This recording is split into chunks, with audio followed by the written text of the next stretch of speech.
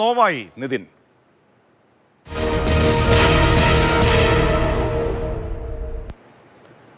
Kannur Anjarakandy medical കോളേജിൽ നിറത്തിന്റെ പേരിലും ജാതിയുടെ പേരിലും അധ്യാപകർ അധിക്ഷേപിക്കാറുണ്ടെന്ന വിദ്യാർത്ഥികളുടെ വെളിപ്പെടുത്തൽ. BDS വിദ്യാർത്ഥി നിതിൻ രാജിന്റെ മരണത്തിന് പിന്നാലെയാണ് ഈ തുറന്ന പറച്ചിലുകൾ കേരളം കേൾക്കുന്നത്.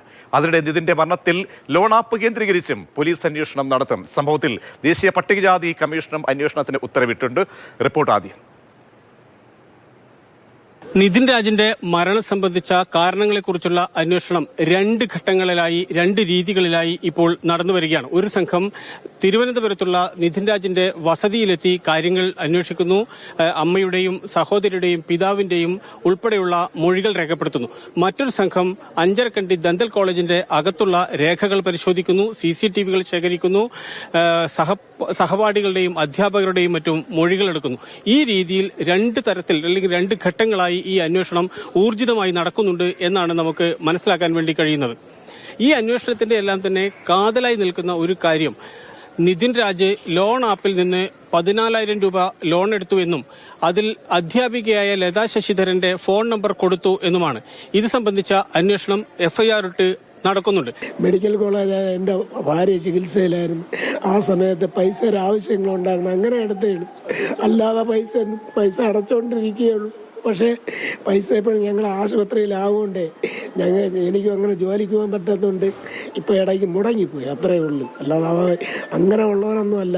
നിതിൻ രാജിന്റെ മരണമുണ്ടായി ദിവസങ്ങൾ കഴിഞ്ഞിട്ടും എന്തുകൊണ്ടാണ് വിദ്യാർത്ഥികൾ, സഹപാഠികൾ, ഈ കോളേജിലുള്ള മറ്റു കുട്ടികളാരും തന്നെ രംഗത്ത് വരാത്തത് എന്നതായിരുന്നു പ്രധാനപ്പെട്ട ചോദ്യം. പക്ഷേ അതിന് ഉത്തരമുണ്ടായിരിക്കുന്നു. ഇപ്പോൾ കുട്ടികൾ, സഹപാഠികൾ, സീനിയർ വിദ്യാർത്ഥികളെല്ലാം തന്നെ രംഗത്ത് വന്നിരിക്കുന്നു. അതിരൂക്ഷമായ വിമർശനങ്ങളാണ് പ്രത്യേകിച്ച് ഈ അധ്യാപകൻ റാമിനെതിരെ ഉന്നയിക്കുന്നത്. ഫസ്റ്റ് ഇയറിൽ കുറെ ഉണ്ടായിട്ടുണ്ട്, പക്ഷെ തേർഡ് ഇയർ എത്തിയപ്പോഴും പുള്ളിക്കാരൻ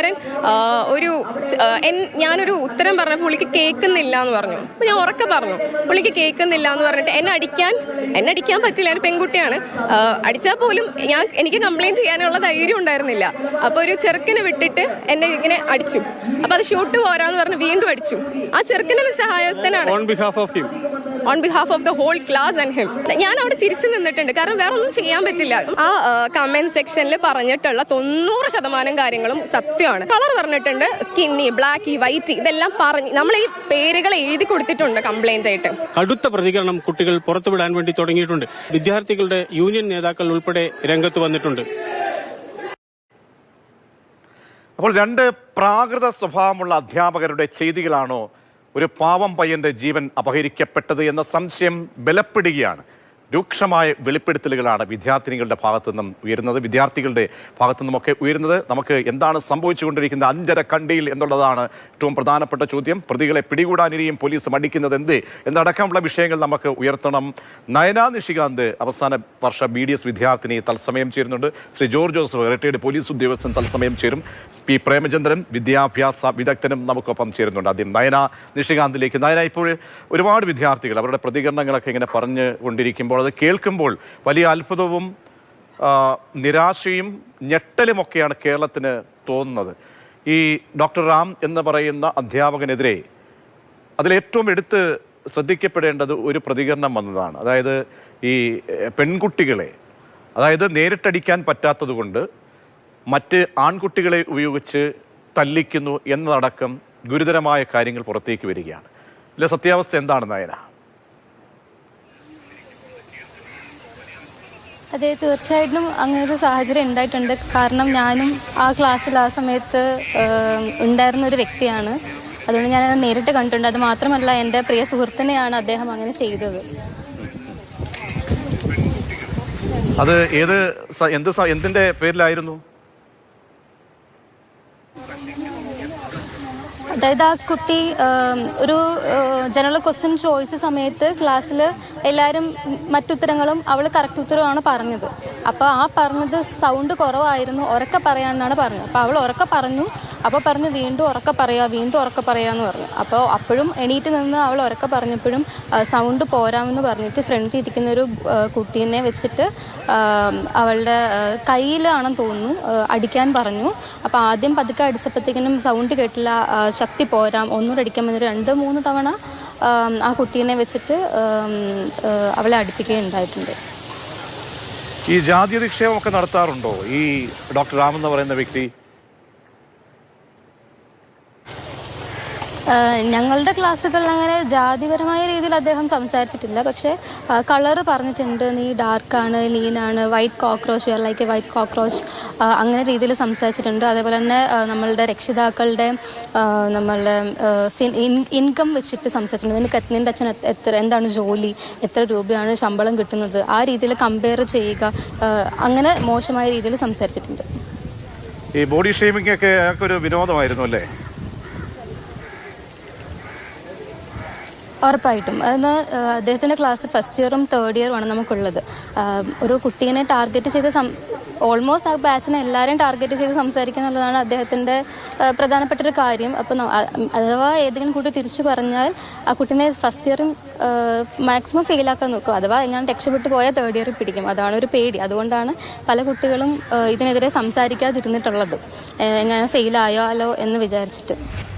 അങ്ങനെ ഈ വൈവേക്കൊക്കെ വരുമ്പോൾ ഈ ഡോക്ടർ റാമിന് അവിടെ ഒരു പ്രത്യേക അധികാരമൊക്കെ ഉണ്ടായിരുന്നു. വൈവേക്കൊക്കെ വരുമ്പോൾ എന്ന് പറയാൻ മറ്റ് കോളേജുകളിലെ അധ്യാപകരാണല്ലോ വരുന്നത്. അപ്പോൾ അവരുടെ മേലിലൊക്കെ സ്വാധീനം ചെലുത്താൻ ഉള്ള ശേഷി ഈ വ്യക്തിക്കുണ്ടായിരുന്നു. അദ്ദേഹം ഈ കോളേജിൽ തന്നെ 10-15 വർഷത്തിൽ കൂടുതലായി സേവനം അനുഷ്ഠിക്കുന്നുണ്ട്. അപ്പോൾ അതിന് മുന്നേ തന്നെ അദ്ദേഹം പല കോളേജുകളിലും പഠിക്കുന്നുണ്ട്, വർക്ക് ചെയ്യുന്നുണ്ട് ഒക്കെ ഉണ്ടായിട്ടുണ്ട്. അപ്പം അദ്ദേഹത്തിൻ്റെ സുഹൃത്തുക്കളോ അല്ലെങ്കിൽ ജൂനിയേഴ്സോ അല്ലെങ്കിൽ പരിചയമുള്ള ആൾക്കാരോ ആയിരിക്കാം വരുന്നത്. അപ്പം നമ്മളെ ഇഷ്ടമല്ലാത്തൊരു സാഹചര്യത്തിൽ അല്ലെങ്കിൽ നമ്മൾ തിരിച്ചു പോകാനൊരു സാഹചര്യത്തിൽ നമ്മളെ കൊണ്ട് നിന്നെ പൊട്ടിക്കും എന്ന് വരെ പറഞ്ഞിട്ടുണ്ട്. അങ്ങനെ ചെയ്ത് പല കാര്യങ്ങളുമുണ്ട്. പല കുട്ടികളെയും തിരിച്ചു പറഞ്ഞു എന്നുള്ള പേരിൽ ഫെയിലാക്കിയിട്ടുണ്ട്. ഈ സംഗീത നമ്പ്യാർ എന്ന മറ്റൊരു അധ്യാപികയുണ്ട്. ഈ അധ്യാപികയും ഈ രീതിയിലാണോ പെരുമാറുന്നത്? അല്ല, മാം ഭയങ്കര ലോ പ്രൊഫൈൽ കീപ്പ് ചെയ്യുന്ന ഭയങ്കര ലോ വോയിസ് ഉള്ളൊരു വ്യക്തിയാണ്. അങ്ങനെ കൂടുതലായിട്ട് സംസാരിക്കുകയോ ദേഷ്യപ്പെടുകയോ അങ്ങനെയൊന്നും ചെയ്യില്ല. മാമിനെതിരെ ഭയങ്കര നല്ല റിവ്യൂസാണ് ഉള്ളത്. ഇവൻ കഴിഞ്ഞ ഗ്രാജുവേഷൻ ഡേക്ക് പോലും ഇവിടെ പാസ് ഔട്ടായ കുട്ടികൾ മാം വളരെ നല്ലതായിരുന്നു, മാം ഭയങ്കര സപ്പോർട്ടീവായിരുന്നു. അതായത് നമ്മുടെ ക്ലാസ് 9 മണിക്കാണ് സ്റ്റാർട്ട് ചെയ്യുന്നത്. നമുക്ക് വൈവ തീർക്കുക എന്നുള്ളൊരു കോട്ടയുണ്ട്. സോ അതുകൊണ്ട് മാം 8 മണിക്ക് തന്നെ വരികയും അതോടൊപ്പം തന്നെ 7 മണി വരെ രാത്രിയിൽ ഇവിടെ നിൽക്കുകയും ചെയ്ത് വൈവ തീർക്കുന്നുണ്ട്. മാക്സിമം സപ്പോർട്ടീവായിട്ടൊരു മാം ആയിരുന്നു. പക്ഷേ ഒരു സീനിയർ സ്റ്റാഫ് സംസാരിക്കുന്ന സാഹചര്യത്തിൽ ആ മാമിനും പ്രതികരിക്കാൻ പറ്റില്ലല്ലോ. അപ്പം മേ ബി അതായിരിക്കാം മാമിൻ്റെ പേരും കൂടെ ഉണ്ടായത്. ഇത്രയും ക്രൂരതകളൊക്കെ അവിടെ സംഭവിക്കുമ്പോഴും നിങ്ങളൊക്കെ ആ സമയത്ത് പരാതിപ്പെട്ടത് ആരോടെങ്കിലും പരാതിപ്പെട്ടിരുന്നു? പ്രിൻസിപ്പലിനോട് കാര്യങ്ങൾ പറഞ്ഞിരുന്നു ആരെങ്കിലും? തീർച്ചയായും ഞങ്ങൾ കോളേജ് ഡീനിനോട് നമ്മൾ കംപ്ലയിൻറ്റ് കൊടുത്തിട്ടുണ്ട്. അതായത് ഞാൻ ഉൾപ്പെടുന്ന ക്ലാസ്സിലാണ് തേർഡ് ഇയറിൽ പഠിക്കുമ്പോഴത്തേക്കിനും ഭയങ്കര ക്രൂരമായ ബോഡി ഷേമിങ് നേരിട്ട് ഭയങ്കര മോശമായി ഞങ്ങളുടെ പേരൻസ് വന്ന സമയത്ത് ഒരു മണിക്കൂറിൽ കൂടുതൽ ഒരു കുട്ടീനെയും പേരൻറ്റിനെയും വിളിച്ചിട്ട് അവൾ അങ്ങനെയാണ്, അവൾ ഇങ്ങനെയാണ്, അവൾ ഭയങ്കര പേഴ്സണൽ കാര്യങ്ങൾ പറയുക, അതുപോലെ തന്നെ ആൻസർ ഷീറ്റ് വലിച്ചെറിയുക, you are looking like a cancer patient എന്ന് പറയുന്ന പോലെയുള്ള ഭയങ്കര മോശമായ കാര്യങ്ങൾ സംസാരിക്കുക ഒക്കെ ചെയ്തിട്ടുണ്ട്. അത് കേട്ടിട്ട് പേരൻസ് തന്നെ ഭയങ്കര വിറങ്ങലിച്ച് ഇരിക്കുന്നൊരു സാഹചര്യം ഉണ്ടായിട്ടുണ്ട്. അതുപോലെ തന്നെ പേരൻസിൻ്റെ ജോലിയും അനുസരിച്ചിട്ടാണ് അവരെയും ട്രീറ്റ് ചെയ്യുന്നത്. അതുപോലെ ഞങ്ങൾ കംപ്ലയിൻറ്റ് കൊടുത്തിരുന്നു. കംപ്ലയിൻറ്റ് കൊടുത്തതിൻ്റെ പേരിൽ കൊടുത്തപ്പം അദ്ദേഹം എന്തൊക്കെയാണോ കുട്ടികളെ വിളിച്ചത് ആ കാര്യങ്ങൾ ഉൾപ്പെടുന്ന രീതിയിലാണ് ഞങ്ങൾ കംപ്ലയിൻറ്റ് കൊടുത്തിട്ട് കോളേജ് ഡീനിന് ഞങ്ങൾ നേരിട്ട് ചെന്ന് സബ്മിറ്റ് ചെയ്യുകയാണ് ഉണ്ടായത്. അതിന് അദ്ദേഹം തുടർ നടപടികൾ എടുക്കുകയും അതേപോലെ തന്നെ അദ്ദേഹത്തിന് വാർണിംഗ് ചെയ്യുകയും ചെയ്തിരുന്നു. ശേഷം അദ്ദേഹം ക്ലാസ്സിൽ എന്നായിരുന്നു ഈ പരാതി നൽകിയത്? ഒരു വർഷം മുന്നേ ആയിരുന്നു. ഒരു വർഷം മുൻപേ ഈ കാര്യങ്ങൾ എല്ലാം പറഞ്ഞുകൊണ്ട് ഡീന് പരാതി നൽകുന്നു. അപ്പോൾ ഇക്കാര്യം അവിടുത്തെ പ്രിൻസിപ്പലിന് അറിയാവുന്ന കാര്യങ്ങളാണ്. പ്രിൻസിപ്പൾ ഏതെങ്കിലും തരത്തിലൊരു എൻക്വയറി ഈ വിഷയത്തിൽ നടത്തിയിരുന്നിട്ടുണ്ടോ? പ്രിൻസിപ്പൽ ഈ പറയുന്ന ഉത്തരവാദിത്തപ്പെട്ട ആരെങ്കിലും? അല്ല, ഇപ്പോൾ പുതിയ പ്രിൻസിപ്പൽ മാറി വന്നിട്ട് 3 മാസമായതേ ഉള്ളൂ. മേ ബി അദ്ദേഹത്തിന് അതിനെക്കുറിച്ച് വലിയ ധാരണയോ കാര്യങ്ങളോ ഒന്നും ഉണ്ടാവില്ല. പക്ഷേ ഡീൻ അദ്ദേഹത്തെ റാം സാറിനെ വിളിച്ചിട്ട് വാർണിംഗ് ചെയ്തിരുന്നു. അതിനുശേഷം റാം സാർ ക്ലാസ്സിൽ വന്നിട്ട് ആരാണ് പരാതി കൊടുത്തത്, എന്തിനാണ് അങ്ങനെ കൊടുത്തത് എന്നുള്ള രീതിയിൽ ഇമോഷണലി സംസാരിക്കുന്നു. ഞാൻ നിങ്ങൾ നന്നാവാൻ വേണ്ടിയിട്ടല്ലേ ഇങ്ങനെയൊക്കെ പറഞ്ഞത്, എനിക്ക് നിൻ്റെ പേരറിയില്ല, നിൻ്റെ പേരല്ല, അപ്പോൾ ഞാൻ നിന്നെ എങ്ങനെയാണ് വിളിക്കേണ്ടത്, you like fatty, lean, dark, so എനിക്ക് നിന്നെ അങ്ങനെയല്ലേ വിളിക്കാൻ പറ്റുള്ളൂ എന്നുള്ള രീതിയിലൊക്കെ അദ്ദേഹം കമൻറ്റ്സ് പറഞ്ഞിട്ടുണ്ട്. അത് കേട്ടിട്ട് വീണ്ടും ഞങ്ങളും ഇങ്ങനെ തരിച്ചിരുന്നിട്ടുണ്ട്. അതായത് ഫസ്റ്റ് ഇയറിലെ കുട്ടികൾ, അതായത് ഞങ്ങൾ തേർഡ് ഇയർ ഇരിക്കുമ്പോൾ ഫസ്റ്റ് ഇയറിലെ കുട്ടികളുടെ പേരൻസ് കുട്ടികളെ ഭയങ്കരമായിട്ട് ബോഡി ഷേമിങ് പറഞ്ഞെന്നുള്ള രീതിയിൽ ഗുഹാസ് യൂണിവേഴ്സിറ്റിയിലെ ഡയറക്ടറായിട്ട് കംപ്ലയിൻറ്റ് കൊടുത്തിട്ടുണ്ടായിരുന്നു. അതിൻ്റെ പേരിൽ 2 മാസം സസ്പെൻഷൻ ഉണ്ടായിരുന്നു. സോ ഫസ്റ്റ് ഇയറിലെ കുട്ടികളെ അദ്ദേഹം അതിനുശേഷം ഒന്നും പറഞ്ഞില്ല. അതിൻ്റെയും കൂടെ കിട്ടിയത് ഞങ്ങൾ തേർഡ് ഇയർ ഇരിക്കുന്ന സമയത്താണ് കിട്ടിയിരുന്നത്. പിന്നെ ക്ലാസ്സിൽ വന്നിട്ട് അദ്ദേഹം പഠിപ്പിക്കലും കാര്യങ്ങളൊക്കെ വളരെ കുറവാണ്. എന്തെങ്കിലും ഒരു ഹെഡിങ് എന്തെങ്കിലും പറഞ്ഞിട്ട് ഞാൻ പണ്ട് അങ്ങനെ ആയിരുന്നു, ഞാൻ പണ്ട് ഇങ്ങനെ ആയിരുന്നു, ഞാൻ പണ്ട് അങ്ങനെ ചെയ്തു, കോളേജ് പഠിക്കുമ്പോഴത്തേക്കും ഞാൻ റാഗ് ചെയ്തിട്ടുണ്ട്, എനിക്ക് സസ്പെൻഷൻ കിട്ടുന്നത് 2 വർഷം ബാക്കാണ്, എൻ്റെ ഫാമിലി ഇങ്ങനെയാണ്, അതുപോലെ തന്നെ എങ്ങനെയാണ് കള്ള് കുടിക്കേണ്ടത്, ഉപ്പും മുളക് ഇട്ടിട്ട് അങ്ങനത്തെ രീതിയിൽ കള്ള് കുടിക്കണം, നീ കള്ള് കുടിക്കുമോ, ഗേൾസിനോട് ചോദിക്കും നീ കള്ള് കുടിക്കുമോ, അപ്പോൾ പറയും ഇല്ല എന്ന് പറയുന്ന സാഹചര്യത്തിൽ നീ കള്ള് കുടിക്കണം, കള്ള് കുടിച്ചില്ലെങ്കിൽ you are not my daughter, അങ്ങനെ രീതിയിലൊക്കെ സംസാരിച്ചിട്ടുണ്ട്. ഈ സ്റ്റാഫ് റൂമിൽ എന്തായിരുന്നു കൊണ്ടുപോയി ഈ പുഴുത്ത പട്ടി എന്നൊക്കെ ഇന്നലെ ഈ നിതിനെ വിളിച്ച കാര്യങ്ങൾ ആ കുടുംബം പറഞ്ഞത് കേൾക്കുമ്പോൾ ഒരു അമ്പരപ്പാണ്. ഒരു അധ്യാപകനാണ് ഇങ്ങനെ വാക്കുകളൊക്കെ ഉണ്ടാകുന്നത്. അതൊക്കെ സത്യമായിരിക്കാം അല്ലേ നയന? സത്യം പറഞ്ഞു കഴിഞ്ഞാൽ ആ കുട്ടിയുടെ ക്ലാസ്സിൽ വെച്ചിട്ട് ആ കുട്ടിക്ക് എന്താ ഉണ്ടായതെന്ന് നമുക്കറിയില്ല. അത് ആ ക്ലാസ്സിലുള്ള ബാക്കി കുട്ടികൾക്ക് മാത്രമേ അറിയുള്ളൂ. പക്ഷേ അവൻ പറഞ്ഞ കാര്യങ്ങൾ സത്യമാകാനുള്ള സാധ്യതയാണ് കൂടുതലുള്ളത്. കാരണം ഞങ്ങൾ അതിൽ പലതും ഒരു 99% ഞങ്ങളും അനുഭവിച്ചിട്ടുള്ള കാര്യങ്ങളാണ്. അതുകൊണ്ടാണ് അദ്ദേഹം അങ്ങനെ പറഞ്ഞിട്ടുണ്ടാകാം എന്ന് ഞങ്ങൾക്കും ഒരു ഉറപ്പ് ഉള്ളത്. കാരണം ഇന്ന് ഇവിടെ എടുക്കുന്ന സമയത്ത് പോലും നിങ്ങൾക്ക് മനസ്സിലാവും, ഒരു കുട്ടി പോലും അദ്ദേഹത്തിന് വേണ്ടി സംസാരിച്ചിട്ടില്ല. അദ്ദേഹം എന്തൊക്കെ ചെയ്തു എന്നതിനൊരു ലിസ്റ്റ് നിരത്തിയിട്ടാണ് കുട്ടികൾ സംസാരിച്ചിട്ടുള്ളത്. ഇപ്പോഴും പല കുട്ടികളും രംഗത്ത് വന്നിട്ടില്ല. അവർക്ക് ഭയമാണ് സംസാരിക്കാനായിട്ടുള്ളത്. പക്ഷേ അവരെല്ലാവരും നമുക്ക് ഇതിന് വേണ്ടിയിട്ട് സപ്പോർട്ടീവായിട്ട് നിൽക്കുന്ന കുട്ടികളാണ്. എല്ലാവരും പറയണമെന്ന് ആഗ്രഹമുണ്ടെങ്കിൽ പോലും അവർ ഫ്രെയിമിൽ വന്ന് പറയാൻ കുറച്ച് ഭയമുള്ള കുട്ടികളാണ്. എല്ലാവരും നമുക്ക് വേണ്ടി സപ്പോർട്ട് നിൽക്കുന്നതാണ്. എല്ലാ കാര്യങ്ങളും അവരും ഇന്ന് രാവിലെ എല്ലാ ഫസ്റ്റ് ഇയർ തൊട്ട് ഫൈനൽ ഇയർ വരെയും പോലെ തന്നെ ഇൻറ്റേൺഷിപ്പിൽ ഉള്ള എല്ലാ കുട്ടികളും സ്റ്റാഫിന് എതിരെയുള്ള എല്ലാ കംപ്ലയിൻറ്റും നമ്മൾ യൂണിയന് ഫയൽ ചെയ്തിട്ട് രാവിലെ തന്നെ നമ്മൾ പ്രിൻസിപ്പളിന് സബ്മിറ്റ് ചെയ്തിട്ടുണ്ട്. സോ അതിൻ്റെ ഫർദർ പ്രൊസീജിയേഴ്സ്, അതായത് നമുക്ക് വേണ്ട രീതിയിൽ കാര്യങ്ങൾ നടപടി സ്വീകരിക്കുന്നതിന് വരെ ഞങ്ങൾ സ്റ്റുഡൻസും ഇൻറ്റേൺഷിപ്പും theory also clinical posting boycott ചെയ്ത് ഇതിനെ പ്രൊട്ടസ്റ്റ് ചെയ്യാനാണ് ഞങ്ങൾ സ്റ്റുഡൻസും തീരുമാനിച്ചിരിക്കുന്നത്. തീർച്ചയായും നായന, അതിന് നിങ്ങളെപ്പോലെയുള്ള വിദ്യാർത്ഥികളെ അഭിനന്ദിക്കുകയാണ്. കാരണം ഉറച്ച ശബ്ദങ്ങളാണ് ക്യാമ്പസുകളിൽ നിന്നും ഉയരേണ്ടത്, അല്ലാതെ പഴംപിടുങ്ങികളെ പോലെ ആകാതിരിക്കുക. അതാണ് നിങ്ങളെപ്പോലെയുള്ളവരെ ഓർത്ത് ഈ ദിവസം അഭിമാനിക്കുന്ന. ഉറച്ച ശബ്ദത്തോടുകൂടി ഇത്തരം ദുരനുഭവങ്ങൾക്കെതിരെ പ്രതികരിക്കുക, അതാണ് ഏറ്റവും പ്രധാനപ്പെട്ട ആയുധം. തുടരുക. നയനയിലേക്ക് ഞാൻ വരാം. ശ്രീ ജോർജ് ജോസഫ്, ഒരു തെരുവ് ഗുണ്ടയായിരുന്നു ഈ ഡിപ്പാർട്ട്മെന്റിന്റെ തലപ്പത്ത് ഇത്രയും നാളും ഇരുന്നത് എന്ന് പറയേണ്ടി വരും. മറ്റൊരു വാക്കും ഉപയോഗിക്കാൻ അവിടെയില്ല. അതിന് ഓശാന പാടിയ ഒരു അധ്യാപികയും.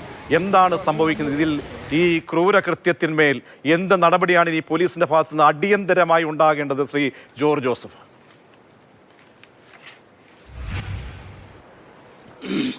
നമുക്ക് നേരത്തെ ഒരു അനുഭവം ഉണ്ടല്ലോ, പൂക്കോട്ടൂര് സിദ്ധാർത്ഥൻ്റെ. അത് വെച്ച് നോക്കിക്കഴിയുമ്പം അതിൽ കൂടെ കുറച്ചുകൂടെ ബെറ്ററായിട്ട് ഇവിടെ കാര്യങ്ങൾ നീങ്ങുന്ന പോലെ തോന്നുന്നുണ്ട്. അത് 2-3 വർഷത്തെ 3 വർഷം മുമ്പുള്ള ആ സംഭവത്തെ പറ്റി ഒരു നീതി അവർക്ക് കിട്ടിയിട്ടില്ല എന്ന് നമ്മളിപ്പം മനസ്സിലാക്കിയിട്ടുണ്ട്. ഇതുപോലെയുള്ള ഗുണ്ടകളായ കുറേ അധ്യാപകർ ഭരിക്കുന്ന രംഗങ്ങളാണ് ഇതുപോലെയുള്ള മെഡിക്കൽ ഡിപ്പാർട്ട്മെൻറ്റും എഞ്ചിനീയറിംഗ് ഡിപ്പാർട്ട്മെൻറ്റും ഒക്കെ. ഇവിടെ എന്താണ് ആ റാമെന്ന് പറഞ്ഞ ഡോക്ടർ പറയുന്നത്? അതിൽ എന്തെല്ലാം കാര്യങ്ങളാണ് പറയുന്നത് കുട്ടികളുടെ അടുത്ത്? അയാളൊരു അധ്യാപകനായിട്ട് നമുക്ക് കണക്കാക്കാൻ കഴിയില്ല. ഈ നമ്മുടെ നിതിൻ രാജുവിനെ പോലെ മിടുക്കനായ, ഞാൻ അങ്ങനെയാണ് പറയുന്നത്, കാരണം 2 പ്രാവശ്യം ടെസ്റ്റ് എഴുതിയിട്ട് മെറിറ്റ് കിട്ടിയില്ല. അദ്ദേഹത്തിൻ്റെ അപ്പന് പെയിൻറ്റിങ് തൊഴിലാളിയാണ്, അമ്മ കൂലിപ്പണിക്ക് പോകുന്നവരാണ്. ഒരിക്കലും അവർ പണം കൊടുത്ത് എവിടെയെങ്കിലും ഒരു അഡ്മിഷൻ നേടാൻ കഴിയില്ല. ആ കുട്ടി 2 പ്രാവശ്യം എഴുതി തോറ്റു. 3-ാമത്തെ പ്രാവശ്യം മെറിറ്റ് തന്നെയാണ് വാങ്ങിച്ചത്. നല്ല കറേജുള്ള, നല്ല സ്വഭാവക്കാരനായ, നല്ല നിശ്ചയദാർഢ്യമുള്ള, നല്ല രീതിയിൽ സംസാരിക്കാനും വിലയിരുത്താൻ കഴിവുള്ള ഒരു കുട്ടി തന്നെയാണ്. കാരണം അത് പറയാൻ ഞാൻ കാരണം ശ്രീ ജോർജ് ഒരു കാര്യം നോക്കൂ, അവിടെ ഡീനോട് കാര്യങ്ങൾ പറഞ്ഞിരുന്നു. ഡീൻ അന്വേഷിക്കണം, ഒരു വാണിംഗ് അല്ല കൊടുക്കേണ്ടത്. ഇത്തരത്തിലുള്ള അധമനായിട്ടുള്ള പ്രാകൃതരായിട്ടുള്ള ഒരാൾ ഒരു തലപ്പത്ത് അതിന്റെ ഡിപ്പാർട്ട്മെന്റ് ഹെഡായിട്ടിരിക്കുമ്പോൾ എന്താണ് അദ്ദേഹം ക്ലാസ്സിൽ വരുന്നത് എന്തിനാണ്? പഠിപ്പിക്കുന്നുണ്ടോ? പഠിപ്പിക്കുന്നില്ല എന്ന് അവിടുത്തെ വിദ്യാർത്ഥികൾ തന്നെ പറയുന്നു. വന്ന് കലാപരിപാടികൾ വേറെ പരിപാടികളുമായിട്ടാണ് ക്ലാസ്സിലേക്ക് വരുന്നത്. എങ്ങനെ കുട്ടികളെ കുടിക്കാൻ, എങ്ങനെ പെഗ് ഒഴിക്കണം, പെഗ്ഗിന് എങ്ങനെ വീര്യം കൂട്ടണം എന്നടക്കമുള്ള കാര്യങ്ങളാണ് കലാപരിപാടികൾ പറയുന്ന ഒരു അധ്യാപകൻ. എന്ന് ആലോചിച്ച് നോക്കൂ, അധ്യാപകൻ എന്ന ആ വ്യക്തിയെ, ഈ സാഡിസ്റ്റിനെ വിളിക്കാൻ കഴിയുമോ നമുക്ക്? അപ്പോൾ അവിടെ ഡീൻ ഉത്തരവാദിത്വമുണ്ട്. ഡീനോട് കാര്യങ്ങൾ നേരത്തെ പറഞ്ഞതാണ്. അവിടെ വാണിംഗ് മാത്രമാണ് നൽകിയിട്ടുള്ളത്. ഇതിന്മേലൊരു എൻക്വയറി വേണം. നമുക്കിത് ആദ്യത്തെ സംഭവമല്ല. എത്രയോ പേർ മരവിച്ചു പോയ എത്രയോ കുടുംബങ്ങളുണ്ട്. അപ്പോൾ അതിന്മേൽ അവിടെ റാഗിങ് നടക്കുന്നുണ്ടോ, എന്താണ് കാര്യങ്ങൾ പറഞ്ഞു കൊടുക്കേണ്ട വ്യക്തി, അന്വേഷിക്കേണ്ട ഡീൻ ഉത്തരവാദിയാണ്. ഡീൻ അടക്കം പ്രതിപട്ടികയിൽ വരണം. പിന്നെ ഈ 3 മാസമേ ആയിട്ടുള്ള മുന്നിരുന്ന പ്രിൻസിപ്പാൾ, ഇപ്പോഴത്തെ ഇരുന്ന പ്രിൻസിപ്പാൾ, ഇവരെല്ലാം ഈ പ്രതിപട്ടികയിലേക്ക് വരേണ്ടവരാണ്. അവിടെയാണ് പോലീസിന്റെ ഈ കാലതാമസം എന്ന വളരെ പ്രധാനപ്പെട്ട കാര്യം. അത് പൂക്കോട്ടൂർ സംഭവത്തിൽ, സിദ്ധാർത്ഥന്റെ സംഭവത്തിൽ നമ്മൾ കണ്ടതാണ്. വൈകിപ്പോയി, പല തെളിവുകളും ശേഖരിക്കാൻ വൈകിപ്പോയ ഘട്ടങ്ങളൊക്കെ ഉണ്ടായിട്ടുണ്ട്. അതുകൊണ്ട് പോലീസ് എന്താണ് ഇങ്ങനെ മടിച്ചു നിൽക്കുന്നു എന്നൊരു തോന്നലുണ്ടോ? പെട്ടെന്ന് കാര്യങ്ങൾ ചെയ്യണ്ടേ? അല്ല, പോലീസ് ഈ കുട്ടികൾ നീതി കൊടുക്കാൻ സാധ്യത വളരെ കുറവുള്ളതായിട്ടാണ് തോന്നുന്നത്. കാരണം പോലീസ് ഒരു 14,000 രൂപ അമ്മയുടെ ചികിത്സയ്ക്ക് വേണ്ടിയിട്ട് ആ കൊച്ച് ലോൺ എടുത്തിട്ടുണ്ട്. ആ ലോൺ എടുത്തതിന് എന്തിനാണ് പോലീസ് ഒരു കേസെടുത്തത്? പോലീസിൻ്റെ ആ നീക്കം ശരിയല്ല. കാരണം ലോൺ എടുക്കുമ്പം തീർച്ചയായിട്ടും മെഡിക്കൽ കോളേജിൽ പഠിക്കുന്ന ഒരു കുട്ടിയാണ്, BDSകാരനാണ്, അമ്മയുടെ ഓപ്പറേഷനാണ്. 14,000 രൂപ എവിടുന്ന് ഒരു ആപ്പിൽ നിന്ന് അവർ ലോൺ എടുത്തു. ലോൺ എടുത്തു കഴിയുമ്പം അവർ ചോദിക്കുന്നത്, ഇയാൾ BDSന് പഠിക്കുന്നതാണ്, ഇയാൾ ഈ കണ്ണൂരാണ്, അപ്പോൾ അയാളുടെ വീടിൻ്റെ ഡീറ്റെയിൽസ് ഒന്നും അറിയത്തെങ്കിൽ ലോൺ എടുക്കുന്ന പയ്യന് ആരുടെ അഡ്രസ്സ്, ആരുടെ മൊബൈൽ കൊടുക്കണോ? അയാൾക്ക് സ്വന്തം അധ്യാപകൻ്റെ കൊടുക്കും, അല്ലെ സ്കൂളിലെ ഡീനിൻ്റെ കൊടുക്കും. അവർക്ക് അങ്ങനെ ആളവിടെ ഉണ്ടോ ഇല്ലയോ എന്ന് വെരിഫൈ ചെയ്യണ്ടേ. അപ്പോൾ ആ കൊടുത്തതിന് എന്താ തെറ്റ്? അതെന്തിനാണ് പോലീസ് അതിനൊരു FIR എടുത്തതെന്ന് ജോർജ് ജോസഫ് അത്ഭുതപ്പെടുത്തുന്ന കാര്യം എന്താണ്? നമ്മൾ ഒരു ക്യാൻസർ പോലെ ഇത്തരത്തിലുള്ള ഓൺലൈൻ തട്ടിപ്പുകൾ നടക്കുന്ന ഒരു സമയത്ത് ഏതെങ്കിലും ഒരു കുട്ടി, ആ കുട്ടിയുടെ ദുരവസ്ഥ കൊണ്ടാണ് അവൻ അതിനെ ആശ്രയിക്കേണ്ടി വരുന്നത്. അവിടുത്തെ ഗതികേട് കൊണ്ട്, സ്വന്തം അമ്മയുടെ അസുഖം സംബന്ധിച്ചുള്ള ഗതികേട് കൊണ്ട് അവൻ ആശ്രയിക്കേണ്ടി വരുന്നു. അങ്ങനെ ഉണ്ടാകുന്ന സന്ദർഭങ്ങളിൽ എന്താണ് ചെയ്യേണ്ടത്? അവനെ കാര്യങ്ങൾ മനസ്സിലാക്കണം, അല്ലെങ്കിൽ അവരുടെ കുടുംബത്തെ കാര്യങ്ങൾ അറിയിക്കണം, വീട്ടിൽ രക്ഷകർത്താവിനെ അറിയിക്കണം. ഒരു ഗുരുമുഖത്ത് നിന്നും നമ്മൾ ഏറ്റവും കൂടുതൽ ഒരു വീട്ടിൽ നിന്ന് അല്ലെങ്കിൽ ഇറങ്ങിക്കഴിഞ്ഞാൽ ഏറ്റവും കൂടുതൽ അധ്യാപകരുടെ മുന്നിലാണ് നമ്മൾ ഇരിക്കുന്നത്. ഏറ്റവും വലിയൊരു കൗൺസിലർ അധ്യാപകനായിരിക്കണം. ഏറ്റവും നല്ല രീതിയിൽ കുഞ്ഞുങ്ങളുടെ മുഖം വാടിയാൽ പോലും അത് അറിയേണ്ട അധ്യാപകനായിരിക്കണം. എന്നിട്ടുകൂടി അത് ബോധ്യപ്പെടുത്താതെ ഇങ്ങനെ പെരുമാറിയിട്ടുണ്ടെങ്കിൽ അത് അപലപനീയമാണ്. അതിന്മേൽ ആ രീതിയിലും നമ്മൾ അതിനെ കാണേണ്ടി വരും. Shri George Joseph. ഇല്ല, നമ്മൾ അതിനെ കാണേണ്ട അങ്ങനെയല്ല. മാതാപിതാക്കൾ കൂലിപ്പണിക്കാരാണ്, പെയിൻറ്റിങ് തൊഴിലാളിയാണ് പിതാവ്, അമ്മ കൂലിപ്പണിക്ക് പോകുന്നതാണ്. അവരെക്കാട്ടിലും വിവേകവും ബുദ്ധിയുള്ളൊരു പയ്യനല്ലേ ആ BDSന് അഡ്മിഷൻ വാങ്ങിച്ച് അവിടെ മെറിറ്റ് കൊണ്ട് വാങ്ങിച്ചു തന്നത്. അവൻ ഈ ജീവിതത്തിൻ്റെ എല്ലാ ഭാഗങ്ങളും ഏതൊക്കെ പഠിച്ച അറിവുള്ളവനാണ്. അവനൊരു ലോൺ എടുക്കുന്നതിന് എന്താ, ഇനി എടുക്കട്ടെ കുട്ടികൾ അവിടുത്തെ, അതിനെന്താ തെറ്റ്? അതിനൊരു FIR പോലീസ് എടുത്തതിനാണ് ഞാനിപ്പം അതിനോട് ചോദ്യം ചെയ്യുന്നത്. അതുകൊണ്ടാണ്. അപ്പോൾ അവിടുത്തെ സ്കൂളിലെ സാറുമാരുടെ നമ്പർ കൊടുക്കും. അതൊരു കുറ്റമായിട്ട് കണക്കാക്കാൻ പറ്റില്ല. ഇനിയും കുട്ടികൾ അവിടെ, കാരണം നിവൃത്തിയില്ലാത്ത കുട്ടികൾ വേറെ എന്താണ് അവൻ MBBS പാസ്സായി കഴിയുമ്പോൾ ആ ലോൺ അടച്ചോളും. വളരെയധികം തുകകൾ വന്നാലും അവൻ അടച്ചോളും. ഈ പയ്യനെ സംബന്ധിച്ചിടത്തോളം അയാൾ ആത്മഹത്യ ചെയ്ത് നമ്മൾ ആലോചിക്കണം.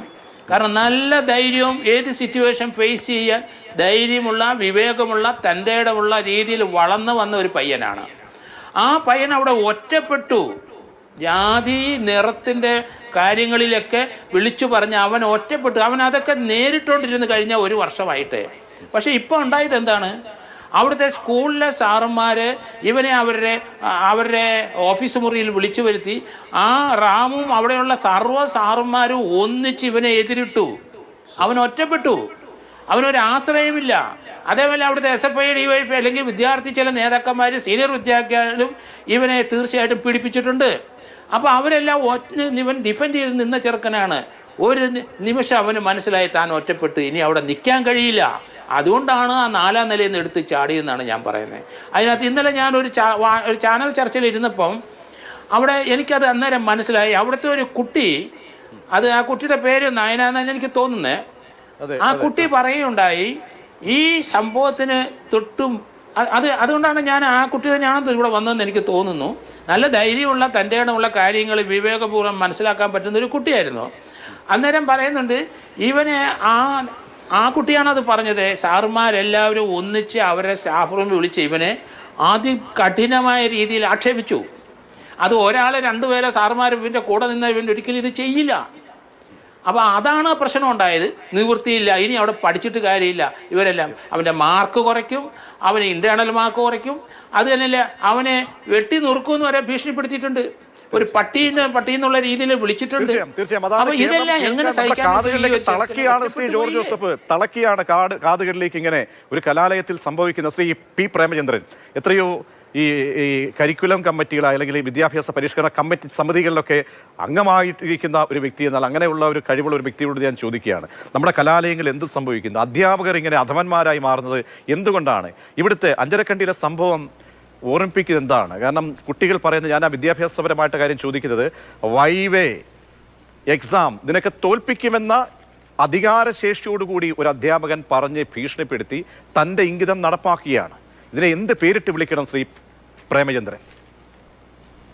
തീർച്ചയായിട്ടും അവരെങ്ങനെയാണ് അധ്യാപകർ എന്ന് വിളിക്കുക എന്നുള്ളത് തന്നെയാണ്.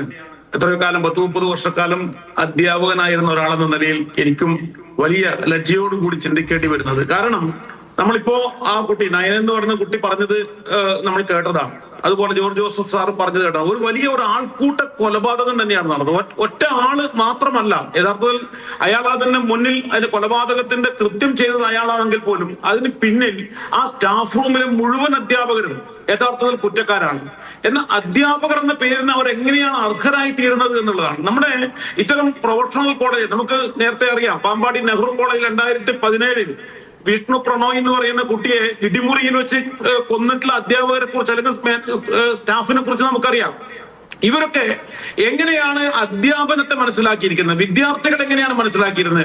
ഞാൻ ഇത് കാണുന്നത് കേരളത്തിൽ കഴിഞ്ഞ കുറച്ച് വർഷങ്ങളായിട്ട് നടന്നു വരുന്ന നമ്മുടെ കരിക്കുലത്തിൽ, നമ്മുടെ വിദ്യാഭ്യാസത്തിലുള്ള വലിയൊരു മാറ്റമുണ്ട്. അത് കുട്ടികളാണ് ഇവിടെ കേന്ദ്രം. എന്തൊക്കെ പരിമിതികൾ ഉണ്ടെങ്കിലും കുട്ടികളുടെ ഒരു അഭിപ്രായ സ്വാതന്ത്ര്യം, അവരുടെ നിലപാടുകൾ, അവരുടെ നിരീക്ഷണങ്ങൾ, അവരുടെ വിമർശനങ്ങൾ, ഇതിനെ ഉൾക്കൊള്ളാൻ കഴിയുന്ന ഒരു അന്തരീക്ഷം വിദ്യാഭ്യാസത്തിൽ കൊണ്ടുവരിക എന്നുള്ളതാണ് സ്കൂൾ കരിക്കുലത്തിൽ നമ്മൾ ഏറ്റവും പ്രാധാന്യം കൊടുത്തിരുന്ന കാര്യം. കുട്ടിയാണ് കേന്ദ്രം, ഒരു ചൈൽഡ് സെന്റേഡ് എഡ്യൂക്കേഷൻ. ഇത് ഇവിടെ മാത്രമല്ല, ലോകത്തെല്ലായിടത്തും കുട്ടികൾ നേരെ ശരിയായ അറിവിനെ, അവരുടെ അന്വേഷണത്വരയെ അത് വർദ്ധിപ്പിക്കുന്ന, അതിനെ പോഷിപ്പിക്കുന്ന തരത്തിലുള്ള പഠന രീതിയാണ് നടപ്പിലാക്കുന്നത്. എന്നാൽ നമ്മുടെ പ്രൊഫഷണൽ കോളേജുകൾ ഇന്നും പിന്തുടരുന്നത് നൂറ്റാണ്ടുകൾ കാലഹരണപ്പെട്ട, ഞാൻ പറയുന്നത് എഴുതുക, അത് പരീക്ഷയ്ക്ക് പഠിക്കുക, അത് ആവർത്തിക്കുക. ഇവൻ തന്നെ, കുട്ടി തന്നെ പറയുന്നത്, ഇതിൻ തന്നെ പറയുന്നുണ്ട്, ഞാൻ അയാൾ പറഞ്ഞ എല്ലാ ജോലിയും ചെയ്തു കഴിഞ്ഞു. അപ്പൊ ഈ ചെയ്യാത്ത ഇങ്ങനെ കൊടുക്കുന്ന പരിപാടിയാണ് ഈ പറയുന്ന വിദ്യാഭ്യാസം എന്ന് വെച്ചിരിക്കുന്ന ഒരു വലിയ തരത്തിലുള്ള അധ്യാപകർ നമ്മുടെ പ്രൊഫഷണൽ കോളേജുകളിൽ ഉണ്ട് എന്നുള്ളതാണ് നമ്മുടെ ഇവിടുത്തെ പ്രൊഫഷണൽ വിദ്യാഭ്യാസ പരാതി സെല്ലുകളൊക്കെ ഒരുപാടുണ്ട്. കാലത്തിനനുസരിച്ചും ഒരുപാട് സംഭവങ്ങൾ. ഇപ്പൊ ഇതൊക്കെ മനസ്സിൽ മേളിലിരിക്കുന്ന തലപ്പത്തിരിക്കുന്ന ആളുകൾ ഇങ്ങനെ പഴം വിഴുങ്ങികളെ പോലെ ഇരിക്കുകയാണല്ലോ ഈ ഡീൻ. ഒരു മൊണ്ണയായിട്ട് ഇരിക്കുന്നത് അത് ശരിയല്ലല്ലോ. ഇവരെ ഉള്ളിലേക്ക് ഇങ്ങനെ ഒരു പരാതികൾ വരുമ്പോൾ അത് പരിശോധിച്ച് ഈ കുഞ്ഞുങ്ങൾ എന്തായാലും കള്ളം പറയില്ലല്ലോ ആരും. ഒരു മനുഷ്യൻ പോലും ഈ പ്രാകൃത മനുഷ്യനെതിരെ ഒരു സപ്പോർട്ടും ആരും ചെയ്യുന്നില്ല. ഈ റാം എന്ന് പറയുന്ന വ്യക്തിക്കെതിരെ ആ വ്യക്തിക്ക് ആരും സപ്പോർട്ട് ചെയ്യുന്നില്ല. അപ്പൊ കുട്ടികൾ ഒന്നടങ്കം ഇന്ന് പ്രതികരിക്കുകയാണ്. അപ്പോൾ എന്തൊക്കെയാ അവിടെ ഇങ്ങനെ ഇരുണ്ട് കൂടിയിട്ടുണ്ട്.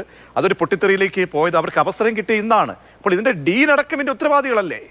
തീർച്ചയായിട്ടും. മാത്രമല്ല, ഇതിനകത്ത് ഈ കുട്ടികൾ ഇങ്ങനെ വന്നത് നമ്മൾ വലിയ തരത്തിൽ അഭിനന്ദനീയമായിട്ട് കേരളത്തിലെ പ്രൊഫഷണൽ വിദ്യാഭ്യാസ സ്ഥാപനങ്ങളിൽ വരേണ്ടുന്ന ഒരു വലിയ മാറ്റമായിട്ട് അതിനെ കാണാം. ഇതിനകത്ത് ഏറ്റവും പ്രധാനപ്പെട്ട ഒരു കാര്യം നമുക്കറിയാം.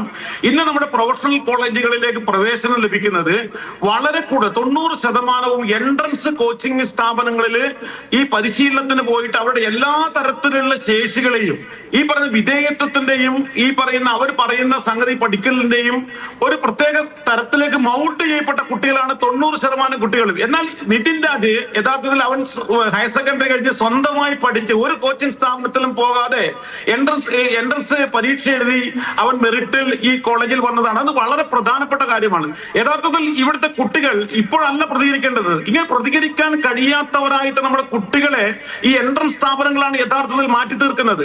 അപ്പൊ ഇത് കേരളത്തിൽ ഇപ്പോഴും അവിടെ ഉയർന്നു വന്നിട്ടുള്ള ഈ പ്രതിഷേധം കേരളത്തിൽ ആകെ ഉയർന്നു വരേണ്ടതാണ്. കാരണം ഇത്തരത്തിൽ ഈ പറയുന്ന പരാതി പരിഹാര സെല്ലുണ്ടാവും, ഡീലുണ്ടാവും, ഇവരൊന്നും അനങ്ങിയിട്ടില്ലെങ്കിൽ പോലും പൊതുസമൂഹത്തിലേക്ക് എത്തിച്ചിട്ട് ഈ വിഷയത്തെ ചർച്ച ചെയ്യാൻ വേണ്ടിയിട്ട് ഇതിന് ആദ്യ നാളുകളിൽ തന്നെ അവർ തയ്യാറായിരുന്നെങ്കിൽ ഇപ്പോൾ നമുക്ക് ഏറ്റവും മിടുക്കനായിട്ടൊരു വിദ്യാർത്ഥിയുടെ നഷ്ടം നമുക്ക് അനുഭവിക്കേണ്ടി ഇല്ലായിരുന്നു. തീർച്ചയായിട്ടും നമ്മൾ ഇതിനകത്ത് കാണുന്നത് റാം എന്ന് പറയുന്ന ഒറ്റയാളോ അല്ലെങ്കിൽ അവരുടെ സഹായികളോ കൂട്ടാളികളായ ആളുകളോ മാത്രമല്ല, നമ്മുടെ സമൂഹം മൊത്തത്തിൽ ഈ പറയുന്ന ജാതീയമായ അല്ലെങ്കിൽ അങ്ങേയറ്റം ഒരു കാലഘട്ടത്തിൽ കേരളം എന്താണ് പറയുക മറികടന്നു എന്ന് നമ്മൾ മറികടന്നിട്ടില്ല എന്ന് വിചാരിക്കുന്ന ജാതീയതയും സാമൂഹിക അനാചാരങ്ങളും നമ്മുടെ സമൂഹത്തിലേക്ക് അതിശക്തമായിട്ട് തിരിച്ചു വന്നുകൊണ്ടിരിക്കുകയാണ്. അതിൽ ഇവിടുത്തെ എല്ലാ രാഷ്ട്രീയ കക്ഷികൾക്കും തുല്യമായിട്ടുള്ള ഉത്തരവാദിത്തമുണ്ട് എന്നാണ് ഞാൻ കരുതുന്നത്. കാരണം നമുക്ക് ഇപ്പോൾ പല വിഷയങ്ങളിലും പഴയ അനാചാരങ്ങൾ അതേപോലെ പാലിക്കണമെന്നുള്ളതാണ് വലിയ പുരോഗമന പ്രസ്ഥാനങ്ങൾ അടക്കമെടുക്കുന്ന നിലപാട്. അനാചാരങ്ങൾ അങ്ങനെ ഒന്നും രണ്ടുമായിട്ട് മാത്രം നമുക്ക് തിരിച്ചു കൊണ്ടുവരാൻ കഴിയില്ല. അതിൽ ഏറ്റവും അധികം വിക്ടിം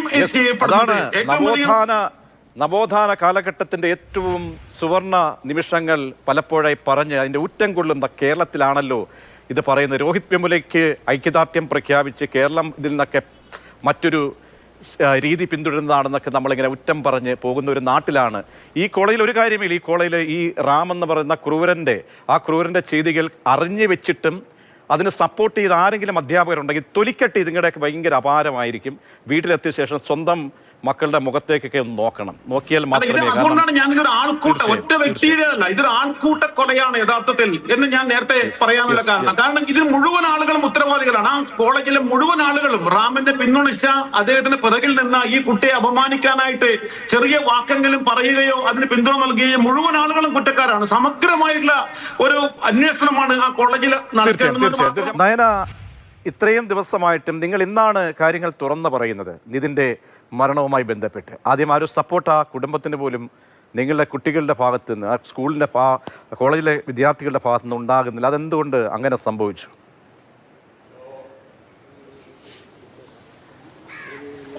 സത്യത്തിൽ ആദ്യം കുറച്ച് അലിഗേഷൻസ് ഉണ്ടായിരുന്നു ഈ കുട്ടിയുടെ കാര്യത്തിൽ.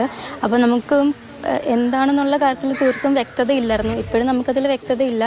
അത് കേസും കാര്യത്തിൽ നടക്കുകയാണ്. സോ അതിനെപ്പറ്റിയൊന്നും നമുക്ക് പറയാൻ പറ്റില്ല, നമുക്കറിയില്ല അതിനെ പറ്റിയിട്ട്. സോ അങ്ങനെ ഒരു കാര്യം ഉണ്ടായത് കൊണ്ടാണ് നമുക്ക് എന്താണ് കാരണം എന്നറിയാത്ത 2 ദിവസം കഴിഞ്ഞിട്ടാണ് നമുക്ക് എന്താണ് പ്രധാനപ്പെട്ട കാരണമെന്ന് നമുക്ക് മനസ്സിലായിട്ടുള്ളത്.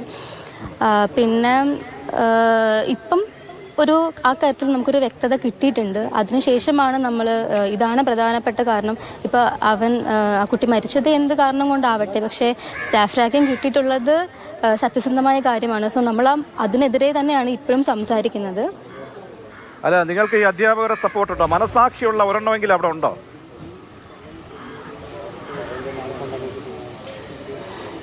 നമുക്ക് നിലവിലത്തെ സ്ഥിതി എന്താണെന്ന് അറിയില്ല. നമ്മൾ ഇന്നാണ് തിരിച്ച് കോളേജിൽ വരുന്നത്. ഇപ്പോൾ ഇത്ര ദിവസത്തെ ലീവും കാര്യങ്ങളും കഴിഞ്ഞിട്ട് ഇന്നാണ് നമുക്ക് കോളേജിലോട്ട് വരുന്നത്.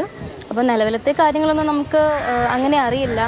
സ്റ്റാഫിൻ്റെയും മാനേജ്മെൻറ്റിൻ്റെയും പ്രിൻസിപ്പലിൻ്റെയും എല്ലാവിധ സപ്പോർട്ടും ഉണ്ടാകുമെന്നാണ് ഇന്ന് രാവിലെ സംസാരിച്ചപ്പോൾ പറഞ്ഞത്. ഞങ്ങൾ എല്ലാ കംപ്ലയിൻറ്റും ഇന്ന് നമ്മൾ സബ്മിറ്റ് ചെയ്തിട്ടുണ്ട്. എല്ലാവിധ സപ്പോർട്ടും കാര്യങ്ങളും ഉണ്ടാവും എന്ന് തന്നെയാണ് അവരുടെ ഭാഗത്തുനിന്നും. ഈ റാമിന്റെ കൂട്ടുകാരൊക്കെയാണ്, റാമിനെ സപ്പോർട്ട് ചെയ്യുന്ന ആളുകൾ ആരൊക്കെയാണ്? ഇങ്ങനെയൊക്കെയാണ് ക്ലാസ്സിൽ വന്ന് പഠിപ്പിക്കുന്നതെങ്കിൽ പഠിപ്പിക്കാനും ഈ രീതിയിലാണ് ഇങ്ങനെ ഒരു അധികാരിയെ പോലെ, അവിടുത്തെ ഒരു നാട്ടുരാജാവിനെ പോലെ ആ കോളേജിൽ ഒരു വ്യക്തിയാണ്, ഒരു ക്രിമിനലാണ് ഈ റാം എന്നുള്ള കാര്യം പറഞ്ഞ് വിദ്യാർത്ഥികളുടെ വാക്കുകളിൽ നിന്ന് മനസ്സിലാക്കിയാണ്. ഇയാളുടെ സുഹൃത്തുക്കൾ ആരൊക്കെയാണ്? ഇയാൾക്ക് സപ്പോർട്ട് ചെയ്യുന്ന ആരൊക്കെയാണ്? പേരൊന്നും പറയണ്ട. അങ്ങനെ സപ്പോർട്ട് ചെയ്യേണ്ട ആളുകളൊക്കെ ഉണ്ടോ? അവിടെ ചെയ്യുന്ന ആളുകളൊക്കെ ഉണ്ടോ? പേരൊന്നും പറയണമെന്നില്ല. ഇല്ല, നിലവിൽ ഇപ്പോൾ ഈ സാഹചര്യത്തിൽ ഒരു കുട്ടികളും അദ്ദേഹത്തിന് വേണ്ടി സംസാരിക്കുന്നില്ല. അധ്യാപകരുടെ കാര്യമാണ് ചോദിച്ചത്. അധ്യാപകരുടെ കാര്യമാണ് ചോദിച്ചത്. അധ്യാപകരുടെ ഇത് മോശമാണ് എന്ന് പറയാൻ നട്ടലിന്റെ സ്ഥലത്ത് വാഴയല്ലാത്ത ആരെങ്കിലും ഉണ്ടോ? സപ്പോർട്ട് ചെയ്ത് സംസാരിക്കുന്നില്ല. ഇതുവരെ സ്റ്റാഫും ആരും പ്രതികരിച്ചിട്ടില്ല എന്നാണ് തോന്നുന്നത്. ഇന്ന് ഞങ്ങൾ സ്റ്റുഡൻസിനെ മാത്രമേ നേരിട്ട് കണ്ടിട്ടുള്ളൂ, സ്റ്റാഫ്സിനെ ഒന്നും നമ്മൾ കണ്ടിട്ടില്ല. അവരുടെ പ്രതികരണം എന്താണെന്ന് അറിയില്ല, നമ്മൾ അവരോട് സംസാരിച്ചിട്ടില്ല. ഇപ്പം നമ്മളുടെ പേരൻസ് ഉൾപ്പെടെ നമുക്ക് ഭയങ്കര സപ്പോർട്ടീവാണ്. ഭയമുണ്ടോ ഈ വൈവയുടെ പേരിലോ നമ്മൾ പുറത്തോട്ട് നിങ്ങൾക്ക് തുറന്ന് പ്രതികരിച്ചതിന്റെ പേരിലോ ഒക്കെ എന്തെങ്കിലുമൊക്കെ സംഭവിക്കുമെന്ന പേടിയുണ്ടോ നയന? തീർച്ചയായും ഉണ്ട്. ഞാനത് ഓൾറെഡി പറഞ്ഞിട്ടുണ്ട്. ഇപ്പം ഞാൻ ഫൈനൽ ഇയർ ആണ്, സോ എനിക്ക് ഫൈനലിൻ്റെ എക്സാം ആകാൻ പോവാണ്. ചിലപ്പം ഞാൻ തോക്കാതിരിക്കാം, അതെന്താണെന്നും ഒന്നും അറിയില്ല. പക്ഷേ ഓൾറെഡി ഞാൻ ഉൾപ്പെടെ ഉള്ള കുട്ടികൾ കംപ്ലയിൻറ്റ് കൊടുത്തിട്ടുണ്ട്. നമ്മൾ അദ്ദേഹത്തിനെ കുറിച്ച് ആ കംപ്ലയിൻറ്റ് കൊടുത്തതിൻ്റെ ബേസിൽ തന്നെയാണ് നമ്മൾ സംസാരിക്കുന്നത്. നമ്മൾ അനുഭവിച്ച, നമ്മൾ ആ ക്ലാസ്സിൽ ഇരുന്ന് കേട്ട നമ്മളുടെ സഹപാഠികളെ കുറിച്ച് സംസാരിച്ച ആ ഒരു കാര്യത്തിനെതിരെ തന്നെയാണ് നമ്മൾ സംസാരിക്കുന്നത്. സോ അതിൽ പേടിക്കണം എന്നെനിക്ക് തോന്നുന്നില്ല. നമ്മളുടെ ഫാമിലിയൊക്കെ നമുക്ക് ഭയങ്കര സപ്പോർട്ടീവാണ്. നിങ്ങൾക്കുള്ള കാര്യം പറ. അവരും ഉൾപ്പെടെ ഉള്ള അവരുടെ മുന്നിൽ വെച്ച് തന്നെ നമ്മൾ ഭയങ്കര മോശമായിട്ട് സംസാരിക്കുമ്പോഴത്തേക്കിനും അവർ തന്നെ പറഞ്ഞിട്ടുണ്ട് നമുക്ക് കംപ്ലയിൻറ്റ് കൊടുക്കാമെന്ന് പറഞ്ഞപ്പോൾ ഞങ്ങൾ തന്നെയാണ് പേടിച്ചിട്ട് പറഞ്ഞത് കംപ്ലയിൻറ്റ് കൊടുക്കണ്ട, സാരമില്ല, പോട്ടെ, ഇത്രയും കൂടെ അല്ലേ ഉള്ളൂ, നമുക്ക് നോക്കാം എന്നുള്ള രീതിയിൽ തന്നെയാണ് നമ്മൾ അപ്പോഴും സംസാരിച്ചത്. ഇപ്പോൾ ഇത് പറയാൻ ഇപ്പോഴെങ്കിലും നമ്മൾ പറയണം. കാരണം ഇത് ഇത്ര വലിയ പ്രശ്നമാണെന്നുള്ള കാര്യം ഞങ്ങൾക്ക് ലിറ്ററലി ഇപ്പോഴാണ് മനസ്സിലായത്. കാരണം നമ്മൾ ആ ഒരു കാര്യങ്ങൾ കുറേ കേട്ട് കഴിഞ്ഞ് നമ്മുടെ മനസ്സ് മടുത്ത് ഇതാണല്ലോ ദൈവമേ നമ്മളിപ്പം ഇത്ര നാൾ അനുഭവിച്ചത്, നമ്മളും ആത്മഹത്യ ചെയ്യേണ്ട കാര്യങ്ങൾ തന്നെയാണല്ലോ എന്ന് നമുക്ക് ഇപ്പോഴാണ് മനസ്സിലായത്. അത് മനസ്സിലാക്കി തരാനും ഈ കാര്യങ്ങൾ പുറത്തു കൊണ്ടുവരാനും നിതിന് അവൻ്റെ ജീവൻ തന്നെ കൊടുക്കേണ്ടി വന്നു. അതാണ് ഭയങ്കര വിഷമമുള്ള കാര്യം. അവന് അതിലും പറഞ്ഞിട്ട് കാര്യമൊന്നുമില്ല, ഭയങ്കര വിഷമമുണ്ട്. സോ ഒരു 3-4 ദിവസമായി ഞങ്ങളൊന്ന് ഉറങ്ങിയിട്ട്. ഞങ്ങൾ കുറച്ച് പേര് ഇതിൻ്റെ പുറകെ തന്നെയാണ്, എന്തെങ്കിലും ചെയ്യണം എന്നുള്ള രീതിയിൽ തന്നെയാണ്. എന്താണ് ഇപ്പോൾ കേസും അങ്ങോട്ടും ഇങ്ങോട്ടും മാറുന്നത് കൊണ്ട് നമുക്കും പ്രതികരിക്കാൻ പറ്റുന്നില്ല. നമ്മളും പേടിച്ചിട്ട് തന്നെയായിരുന്നു പ്രതികരിക്കാതിരുന്നത്. കുറേ നാളായി നമ്മൾ ഉറങ്ങിയിട്ട് എന്തെങ്കിലുമൊക്കെ ചെയ്യേണ്ടേ, ആരും പ്രതികരിക്കുന്നില്ല, ആരും പോകുന്നില്ല, ഇപ്പോൾ എന്താ ചെയ്യേണ്ടത് എന്നുള്ള രീതിയിൽ നമ്മളും ഭയങ്കര വിഷമത്തിൽ തന്നെ ആയിരുന്നു. ഇത്രയെങ്കിലും അവന് വേണ്ടി നമ്മൾ സംസാരിച്ചില്ലെങ്കിൽ അത് വളരെ മോശപ്പെട്ടൊരു കാര്യമാകും. അതുകൊണ്ട് തന്നെയാണ് ഇപ്പോൾ എന്ത് വന്നാലും സാരമില്ല, നമുക്ക് സംസാരിക്കാം, നമുക്ക് നമ്മുടെ അനുഭവങ്ങളെങ്കിലും നമുക്ക് പങ്കുവെക്കാമല്ലോ. അവനെ പറയുന്നൊന്നും നമ്മൾ കേട്ടില്ല, നമ്മൾ അവൻ്റെ ക്ലാസ്സിലല്ല. എന്നിരുന്നാലും ആ കാര്യങ്ങളൊക്കെ നമ്മളെയും നമ്മളുടെ ക്ലാസ്സിലുള്ള മറ്റു കുട്ടികളെയും പറഞ്ഞിട്ടുണ്ട്. അപ്പോൾ അതുകൊണ്ട് നമുക്ക് ധൈര്യമായി ഞങ്ങൾക്ക് ഉണ്ടായിട്ടുണ്ട് എന്നുള്ള കാര്യം തുറന്നു പറയാൻ എനിക്ക് യാതൊരു മടിയും ഈ സമയത്തില്ല. കാരണം ഇന്ന് രാവിലെ തൊട്ട് ഇവിടെ വന്ന ഓരോ പാർട്ടി ആണെങ്കിലും ഓരോ സംഘടനകളാണെങ്കിലും നമുക്ക് ഓരോ ധൈര്യം തന്നെ പകർന്നുകൊണ്ടിരിക്കുകയാണ്. ഏത് പാർട്ടി, നമുക്കങ്ങനെ പ്രത്യേകിച്ച് പാർട്ടിയും കാര്യങ്ങളും ഒന്നും ഇല്ലെങ്കിൽ കൂടിയും ഇവിടെ ഓരോരുത്തർ വരുമ്പോൾ ഞങ്ങൾ എല്ലാവരുടെയും കൂടെ തന്നെ അവരോടൊപ്പം തന്നെ നമ്മളും ഇവിടെ ആ കുട്ടിക്ക് വേണ്ടിയിട്ട് നമ്മളിവിടെ സംസാരിക്കുന്നുണ്ട്, അവരുടെ കൂടെ അണിചേരുന്നുണ്ട്. സോ ആരാണെന്ന് ഉള്ള കാര്യങ്ങളൊന്നുമില്ല, നമുക്ക് എതിരെയുള്ള കാര്യങ്ങൾ നമ്മൾ ധൈര്യമായിട്ട് ഇപ്പോൾ പറയുന്നു. പല കുട്ടികളും ഇപ്പോഴും പറയാൻ പേടിക്കുന്നുണ്ട്, പക്ഷെ എല്ലാവരും സപ്പോർട്ടീവാണ്, എല്ലാവരും നമുക്ക് വേണ്ടി തന്നെയാണ് നിൽക്കുന്നത്. അത് തന്നെ നിങ്ങളെയും നിങ്ങളുടെ മാതാപിതാക്കളെയൊക്കെ ഓർത്ത് അഭിമാനിക്കുകയാണ്. കാരണം നിങ്ങൾക്കുള്ള മനസാക്ഷിയുടെ തെല്ല് പോലും അവിടുത്തെ അധ്യാപകർ എന്നതിൻ്റെ വിവക്ഷ പറഞ്ഞു കൊടുക്കേണ്ടതില്ല. ഒരുപാട് ഡിഗ്രികളൊക്കെ നേടി ആ ഡിഗ്രിയുടെ മേളിൽ ഇങ്ങനെ അടയിരുന്ന് അതിൽ ഊറ്റം കൊള്ളുന്ന കക്ഷികളൊക്കെ ആയിരിക്കാം. അതിലൊരു വ്യക്തിയാണ് ഈ പറയുന്ന ഡോക്ടർ റാം എന്ന് പറയുന്നത്. അപ്പോൾ ഈ പറയുന്ന കുഞ്ഞുങ്ങളുടെ, ഈ പറഞ്ഞല്ലോ ഈ നയനെ പോലെയുള്ള കുട്ടികളുടെയൊക്കെ തന്നെ ഉറച്ച ശബ്ദം, ആ ഉള്ളിലെ പിടച്ചിൽ, ആ ആത്മാർത്ഥത, അതിൻ്റെ തെല്ല് പോലും ഈ പറയുന്ന ക്രിമിനലിന് ഇല്ലാതെ പോയല്ലോ എന്ന് ആലോചിക്കുകയാണ്. ശ്രീ ജോർജ് ജോസഫ്, ഇനി പറയുന്ന ഡോക്ടർ റാമിനി ജീവിതത്തിൽ ഇനി ശമ്പളം വാങ്ങിക്കരുത്, വീട്ടിലിരിക്കണം, ആ രീതിയിലുള്ള നിയമ നടപടികളിലേക്ക് പോകണം, കുറച്ച് നാൾ അകത്ത് കിടക്കണം. മാത്രമല്ല ഞാനിത് പറയുന്നതിൻ്റെ കാര്യം, ഇപ്പോൾ നയന പറഞ്ഞുവല്ലോ, ഇതുപോലെ എത്രയോ വിങ്ങിപ്പൊട്ടി ഇരിക്കുന്ന കുട്ടികൾ പല കലാലയങ്ങളിലും കാണും. അത് ഡോക്ടർ റാമുമാർ പലയിടങ്ങളിലും കാണും. ആ റാമുമാർക്ക് നല്ല രീതിയിൽ അവർക്ക് കൂടി ചിന്തിക്കുന്ന തരത്തിലേക്ക് അവർക്കൊരു പക്ഷേ അയ്യോ ഇനി ഇങ്ങനെ ചെയ്യരുതല്ലോ എന്ന രീതിയിലേക്കുള്ള മാതൃകാപരമായിട്ടുള്ള ശിക്ഷ ഡോക്ടർ റാമിന് ലഭിക്കണം. അതിനുവേണ്ടി എന്തൊക്കെ വകുപ്പുകൾ ചുമത്തപ്പെടണം? ഇതിൽ ഇപ്പോൾ ദേശീയ പട്ടികജാതി കമ്മീഷൻ ഉത്തരവ് ഇട്ടിട്ടുണ്ട്. അന്വേഷണവുമായി ബന്ധപ്പെട്ട് DGP അടിയന്തരമായി ഇത് തെല്ലുപോലും താമസിക്കാൻ പാടില്ല, ആ നിലയ്ക്ക് മാതൃകാപരമായ വകുപ്പുകൾ ചുമത്തി ശിക്ഷിക്കാനുള്ള കാര്യങ്ങൾ എന്തൊക്കെയുണ്ട് ഇതിൽ? തീർച്ചയായിട്ടും അങ്ങനൊരു നടപടി പോലീസ് എടുക്കുമോ ഇല്ലെന്ന് എനിക്ക് സംശയമാണ്. കാരണം ഇപ്പം അതിലേക്കുള്ള അന്വേഷണമൊക്കെ നടക്കുന്നുണ്ട്. നമ്മളൊരു കാര്യം മനസ്സിലാക്കണം, ഇവിടെ ഇപ്പം നയന ചില കാര്യങ്ങൾ തുറന്നു പറഞ്ഞു. കാരണം ആ കുട്ടി ഫൈനൽ ഇയറായി, ഇനിയും സൂക്ഷിക്കണം, അതിൻ്റെ ഇൻറ്റേർണൽ മാർക്ക് അതും ഇതുമൊക്കെ അതിനെക്കുറിച്ച് കിട്ടണം. പക്ഷേ നയന പാസ്സായി കഴിഞ്ഞ് 1 വർഷത്തിനകം നയനയെ പോലൊരു കുട്ടി നമ്മൾ കൊട്ടാരക്കരയെ മരിച്ചല്ലോ. അവിടെ അത് നമ്മൾ ആലോചിക്കണം. ഇതുവർ നേരിടാൻ പോകുന്ന ആ ഓരോ പ്രതിസന്ധികൾ, അതെനിക്ക് ആ കൊച്ചിനെ പറ്റി, അതും പാസ്സായി കഴിഞ്ഞിട്ട് ഇൻറ്റേണലായിട്ട് അവിടെ ആ ഹോസ്പിറ്റലിൽ വർക്ക് ചെയ്യുന്ന സമയത്താണ് ഒരുത്തൻ വന്ന് ആ കൊച്ചിനെ കത്രി കൊണ്ട് കുത്തി അതിനെ കൊന്നത്. അയാളെ ഇപ്പോൾ ശിക്ഷിച്ചു. അപ്പം ജീവിത യാഥാർത്ഥ്യം പഠനം മാത്രമല്ല, നമ്മുടെ ചുറ്റുവട്ടം നടക്കുക കാര്യങ്ങൾ മനസ്സിലാക്കുകയും പ്രതികരിക്കുകയും ചെയ്യണം. നയനയൊക്കെ അതിന് തയ്യാറായി വന്നത് നല്ല കാര്യം. നയനെപ്പോലെ ഒരു കുട്ടി ഇത്രയെങ്കിലും തുറന്നു പറഞ്ഞല്ലോ. നമുക്ക് ഇതൊരു ആൾക്കൂട്ട കൊലപാതകം തന്നെയാണ്. അതാണ് ആ കുട്ടി പറഞ്ഞത് നമ്മൾ മനസ്സിലാക്കണം. ആ സാറന്മാരെല്ലാം എല്ലാവരും ഒന്നിച്ചു നിന്നു. ഒന്നിച്ചിട്ട് അവർ ഒന്നിച്ച് ഈ പയ്യനെ ആക്രമിച്ചു. ജാതിവെറിയും അതുപോലെ തന്നെ അവൻ്റെ സാമ്പത്തിക പ്രശ്നങ്ങൾ, അവനൊരു ലോൺ എടുത്തതിനെ പറ്റിയെല്ലാം അവനിവിടുന്ന് ജീവനോടെ തിരിച്ചു പോവില്ല എന്ന് വരെ ഭീഷണിപ്പെടുത്തിയതായിട്ട് പറയുന്നുണ്ട്. അപ്പോൾ ഇത് നമ്മൾ മനസ്സിലാക്കുന്നത്, നമുക്കറിയാം പല കോളേജ്, ഞാൻ ആ യൂണിവേഴ്സിറ്റി കോളേജിലൊക്കെ പലതരത്തിലുള്ള കുട്ടികളെ കണ്ടിട്ടുണ്ട്, പലർക്കും പരിക്കേറ്റിട്ടുണ്ട്. അവിടെ പല അധ്യാപകരും ഉണ്ടെങ്കിലും അവിടുത്തെ കുട്ടികളുടെ ഓരോ വയലൻസും അവരെ പലരും പ്രതികരിക്കത്തില്ല. പക്ഷേ ഒരാളെ അവരുടെ പരിക്കേറ്റ് വന്നു കഴിഞ്ഞാൽ അവർ തന്നെയുള്ള ഒരു അധ്യാപകൻ രഹസ്യമായിട്ട് ആ കൊച്ചിനെ ചേർത്ത് നിർത്തും. അവന് ധൈര്യം കൊടുക്കും, അവനെ ഇതുപോലെയുള്ള കാര്യങ്ങൾ പോയി ചെയ്യാതിരിക്കാൻ. ഇവിടെ ഇത്രയും പേര് അവരുടെ സ്റ്റാഫ് റൂമിൽ വിളിച്ചിട്ട് ഒരൊറ്റ സാറുമാർ ആ കൊച്ചിനെ ചേർത്ത് നിർത്തിയില്ല. ആ കൊച്ചിനെ 10-20 സാറുമാരുണ്ടെങ്കിൽ ചിലപ്പോൾ 1-2 പേരെങ്കിലും രഹസ്യമായിട്ട് മറ്റവരെ പേടിച്ചിട്ട് ഇവനെ വിളിച്ച് എവിടെയെങ്കിലും ഒറ്റയ്ക്കിടാ, നീ പേടിക്കുമെന്നും വേണ്ട, ഞങ്ങളൊക്കെ ഉണ്ടടാ, ഇങ്ങനെ ഒരു വാക്കുണ്ടായിരുന്നെങ്കിൽ നിതിൻ രാജ ആത്മഹത്യ ചെയ്യില്ല. കാരണം ഇത് കംപ്ലീറ്റ് ചെയ്യാൻ പറ്റില്ല, ഇവനെ നശിപ്പിക്കും. എല്ലാ അധ്യാപകരും ഒന്നിച്ച് നിൽക്കുന്നു, ഒന്നിച്ചാണ് ഭീഷണിപ്പെടുത്തിയത്, ഒന്നിച്ച് തന്നെയാണ് അവരെ സ്റ്റാഫ് റൂമിൽ വിളിച്ച് ഇയാളെ. അത് കഴിഞ്ഞാൽ പിന്നെ ആ കൊച്ചിന് എന്നാ ചെയ്യാൻ നോക്കും? ഇവിടെ നാട്ടിൽ അത് വളരെ പാവപ്പെട്ട വീട്ടിലൊരു കുട്ടിയാണ്, അത് ഒരു വരുമാനമില്ലാത്ത കുട്ടിയാണ്. അപ്പനും അമ്മ കൂലിപ്പണി കൊണ്ടുകൊണ്ടാണ് അവർ ആഹാരം കഴിക്കുന്നത് തന്നെ.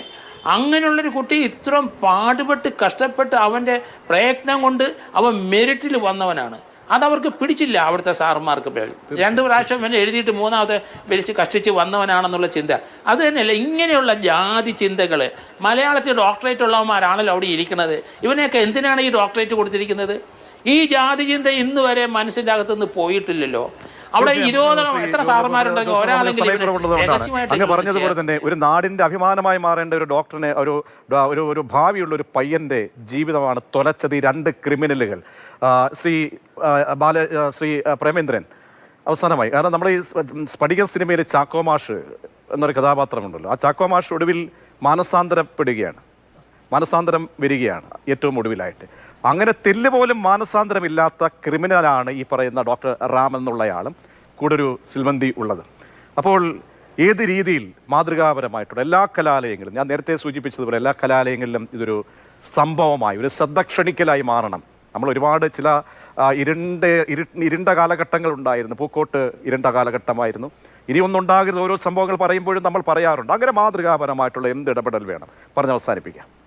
തീർച്ചയായിട്ടും 2-3 കാര്യങ്ങൾ വളരെ പ്രധാനമായിട്ട്. ഒന്ന്, ഇത്തരം നമ്മുടെ പ്രൊഫഷണൽ സ്ഥാപനങ്ങളെ നമ്മൾ അവിടുത്തെ അധ്യാപകരെ പൂർണ്ണമായും എന്താണ് ഈ നമ്മുടെ സ്കൂൾ തുടർന്ന് കോളേജ് വരെ, സാധാരണ ഒരു അല്ലെങ്കിൽ +2 വരെ എന്താണ് പഠനം എന്ന നിലയിൽ നടന്നിരിക്കുന്നത്, എന്ത് മാറ്റമാണ്, എന്ത് ഷിഫ്റ്റാണ് വന്നിരിക്കുന്നത്.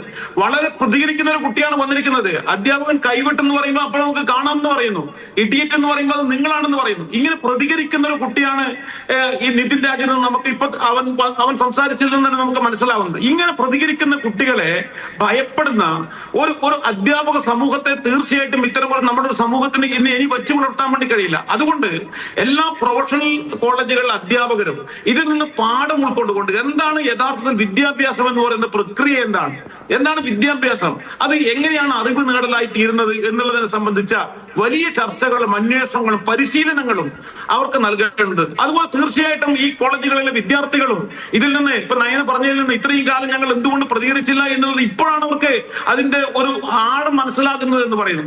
വിദ്യാർത്ഥികൾ, അവർ പ്രൊഫഷണൽ സ്ഥാപനങ്ങളിലെ വിദ്യാർത്ഥികളെല്ലാം ഈ സർവൈലൻസിന്റെ ഉള്ളിലാണ്. അവരുടെ ക്ലാസ് മുറികളിൽ പോലും ക്യാമറകൾ സ്ഥാപിച്ചിരിക്കുന്നു. അവരെ അടിമകളായിട്ട് കാണുന്നു. അതിൽ നിന്നും ഉദറിമാറാൻ, അവിടെ സംഘടനാ സ്വാതന്ത്ര്യം ഉണ്ടാവണം, അവിടെ അവർക്ക് കൂട്ടുകൂടാൻ കഴിയണം, സർഗാത്മകമായിട്ടുള്ള സന്ദർഭങ്ങൾ ഉണ്ടാവണം, ആവിഷ്കാരങ്ങൾക്കുള്ള സ്ഥലങ്ങൾ, അത് വിദ്യാർത്ഥികളും പ്രതിഷേധങ്ങളും അതുപോലെ ഇതൊക്കെ അറിയിക്കാനുള്ള ഒരു സംവിധാനത്തിലേക്ക് വിദ്യാർത്ഥികൾ മാറണം.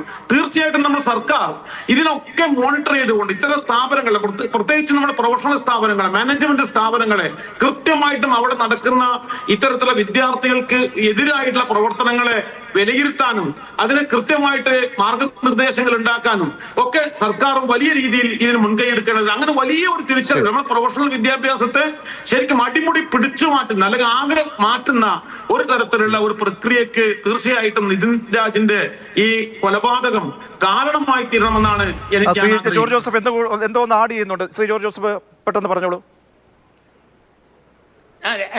രണ്ട് ഇത് SC ആക്ട് 3 അനുസരിച്ചും അതുപോലെ അബറ്റ്മെന്റ് കമ്മിറ്റി സൂയിസൈഡ് അനുസരിച്ചുമാണ് പോലീസ് FIR എടുക്കേണ്ടത്. ഇപ്പോൾ കടുക്കും കുറെ നാളെ കിടന്നോളൂ അകത്ത്.